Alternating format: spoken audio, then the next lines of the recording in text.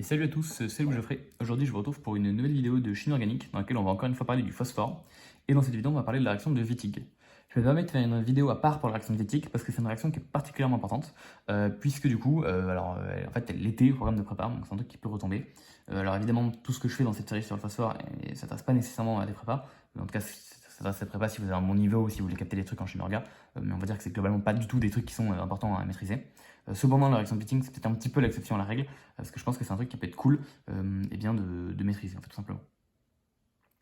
C'est pour ça que du coup, je vous ai dit une vidéo à part entière. Alors ici, la réaction de Wittig, donc je vais évidemment redétailler un peu ce que c'est. Il y a des choses dans lesquelles je ne rentrerai pas trop en détail, parce que en fait, on m'a donné des explications, mais je ne suis pas convaincu.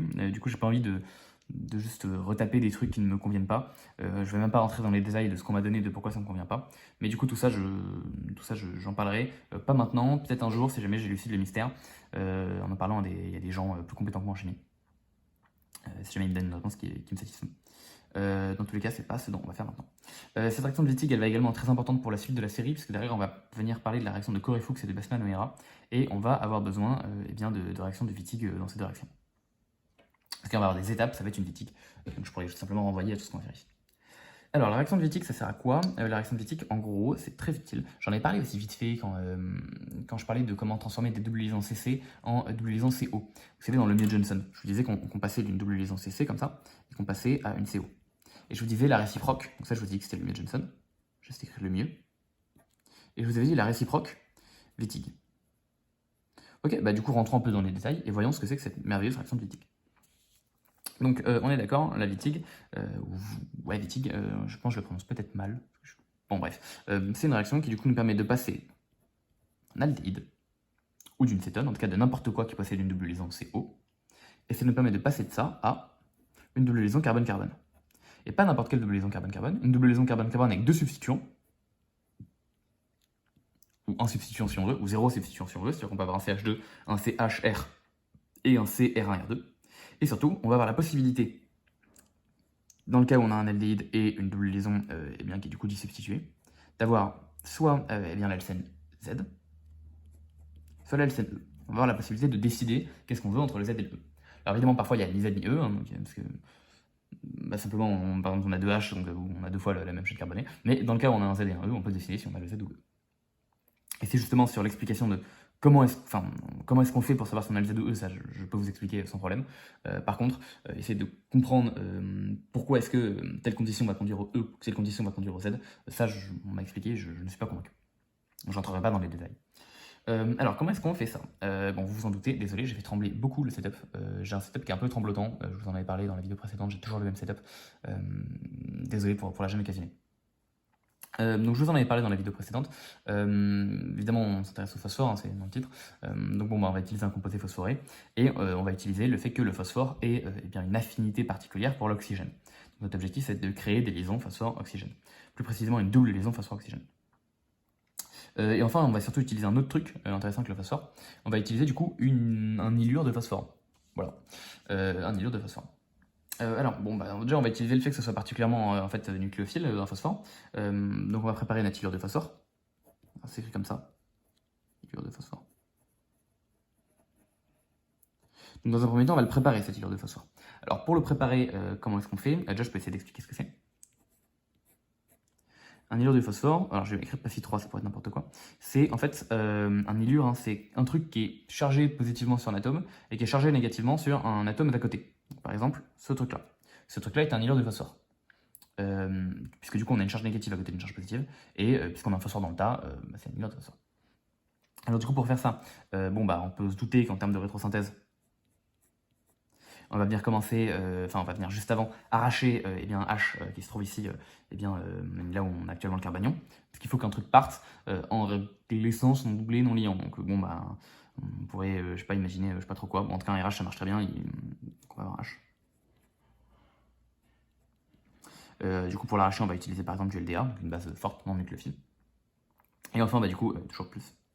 Et enfin, du coup, juste avant ça, on voit que du coup, ce doublé-là, qui appartenait au PFI3, il a été donné sur ce carbone-là. Pour que le phosphore puisse attaquer, il faut qu'on ait un électrophile quelconque. Et du coup, juste avant, on va venir caler n'importe quel électrophile, par exemple un dérivé halogéné comme un chlore. On va donc pouvoir former cet ylure de phosphore. On va voir après pourquoi c'est important de le former. En fait, ça va être l'un de nos deux réactifs pour la réaction de Wittig. L'autre, ce sera notre aldéhyde. Bon, bah du coup, vous avez le mécanisme pour former l'hydrure de phosphore. Vous partez d'un dérivé halogéné quelconque, sur lequel vous avez un hydrogène qui est lié au carbone de dérivé halogéné. Là, en théorie, vous pouvez voir ce que vous voulez, donc je vais marquer R1 et je vais marquer R2. Mais en théorie, ça peut être des H aussi. Vous allez commencer par mettre tout ça avec du Pfi3. Vous allez, par SN2, arriver former R2, R1, H, puis former Pfi3+, plus Cl-. Et ensuite, vous avez juste à rajouter du LDA. Vous allez faire une petite acide base et vous allez obtenir R1, R2, une charge négative et votre tellure de phosphore. Encore une fois, il y a une forme mésomère pour cette tellure. Du coup, vous pouvez l'écrire comme ça. Vous pouvez également l'écrire comme ceci. C'est les deux formes qui existent. Cette forme-là, en fait, est cool parce qu'on voit mieux la réactivité de la chose. Mais cette forme-là est intéressante également parce qu'en fait, on voit qu'ici, on a créé une double liaison carbone-phosphore. Et cette double liaison carbone-phosphore, en fait, du coup, là, on voit qu'on a une double liaison carbone-oxygène. À la fin, on va venir créer une double liaison carbone-carbone et une liaison double phosphore-oxygène. Donc, en fait, on voit qu'en gros, il va falloir qu'on casse la double liaison ici. On casse la double liaison qui est là-haut et qu'on vienne coller les deux morceaux. Et du coup, qu'est-ce que c'est la manière de faire quand on a comme ça deux doubles liaisons et puis qu'on veut venir casser toutes les deux et les reformer toutes les deux? Et bien en fait, on va faire une addition de plus 2 et une rétroaddition de plus 2. Alors, comment est-ce qu'on peut savoir ça? Typiquement, on le voit dans la réaction de Wittig. On le voit également dans une réaction qui n'est de nouveau plus au programme, je crois, c'est métathèse, qui est du coup une réaction où on va venir coller des alcènes. J'en ai parlé, je sais plus trop quand, j'en ai parlé quand j'ai fait les liaisons carbone-carbone, donc j'en ai parlé sur les alcènes. Ma vidéo sur les alcènes. Donc on se rappelle qu'on a ce composé-là, j'appelle ça R1, et on se rappelle qu'on a ce composé-là, donc l'hydrure de phosphore, que je vais juste nommer R2. Alors bon, on a plusieurs manières de le noter, soit on le note comme ça, soit on le note comme ça.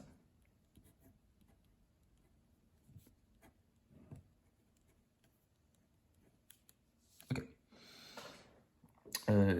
Du coup, globalement, moi j'aime bien cette forme-là, parce que cette forme-là, elle nous permet bien de voir la réactivité de la chose. On va avoir ici un carbone qui va être nucléophile, ici on a un phosphore qui est électrophile. On sait là, on a plutôt un site électrophile, on a plutôt un site nucléophile. En plus, on va venir créer des liaisons phosphore-oxygène, donc évidemment, on a tout ce qu'il faut. Alors du coup, en termes de mécanisme, on va donc avoir une addition de plus 2.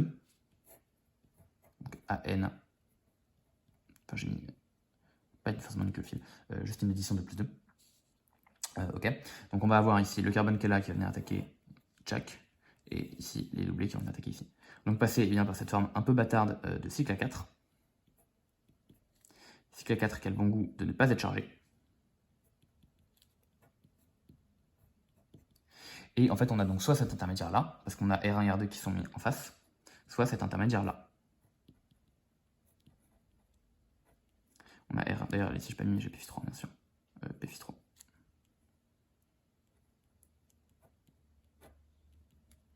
Ça, du coup, on a R1 et R2 qui ne sont pas mis en face. À partir de là, du coup, maintenant, on va juste faire une rétro de plus 2. Rétro de plus 2. Donc la rétro de plus 2, essentiellement, ça consiste à faire ça. Et voilà, donc alors ça se fait de manière simultanée. Vous venez créer votre double liaison PO et vous venez créer votre double liaison carbone-carbone. Et du coup, vous obtenez sur ce composé-là, vous allez donc obtenir le composé Z. Et sur ce composé-là, vous allez donc obtenir le composé E. Là, je me suis mis en vide dessus. Plus évidemment, le même composé que précédemment, à savoir votre OPF3. La question donc, c'est qu'est-ce qu'on obtient entre ce composé-là et ce composé-là au niveau de l'intermédiaire. Ça, on va le voir ça juste après. En tout cas, on voit donc qu'on obtient bien à chaque fois nos deux alcènes. Et du coup, la méthode ici, c'est bien addition de plus 2 plus rétro-addition de plus 2. Donc exactement comme on a fait là. Et maintenant, du coup, comment savoir si on obtient plutôt lui ou plutôt lui? En fait, ça dépend si on a un hydrure de phosphore qui est stabilisé ou non. Alors, qu'est-ce que ça veut dire un hydrure de phosphore stabilisé? Donc en gros, en fait, ça va dépendre de R2. Donc là, on a Z, là, on a E. Et du coup, je vais marquer Z ou E. Comment est-ce qu'on tranche entre les deux? Eh bien, ça va dépendre de si notre hydrure il est stabilisé ou pas. Hydrure stabilisé ou non. Alors, qu'est-ce que ça veut dire un hydrure stabilisé? C'est simplement un hydrure qui va avoir sa charge négative qui est stabilisée. Donc, typiquement, un hydrure qui n'est pas stabilisé. Alors, je vais dessiner mon hydrure.